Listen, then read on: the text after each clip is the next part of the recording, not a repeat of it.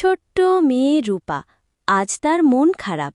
বাবা তাকে পুতুল কিনে দেননি, তাই সে একা পুকুরের পাশে বসে কাঁদছে। হঠাৎ রূপা দেখে জালের মধ্যে এক চকচকে মাছ ধরা পড়েছে। রূপা দৌড়ে গিয়ে মাছটিকে ছেড়ে দেয় পানিতে। মাছটি লাফিয়ে উঠে বলে, আমি মাছের রানী, তুমি আমার জীবন বাঁচিয়েছ, তাই আমি অনেক খুশি। কিন্তু তুমি এখানে বসে কাঁদছ কেন? বাবার কাছে পুতুল চেয়েছিলাম, বাবা আমাকে পুতুল দেননি, আমাকে অনেক বকা দিয়েছে। মাছের রানী হেসে বলল, চোখ বন্ধ করো। রূপা চোখ বন্ধ করল। খুলতেই দেখে তার হাতে এক সুন্দর জাদুর পুতুল। মাছের রানীকে ধন্যবাদ জানিয়ে রূপা খুশিতে নাচতে লাগল।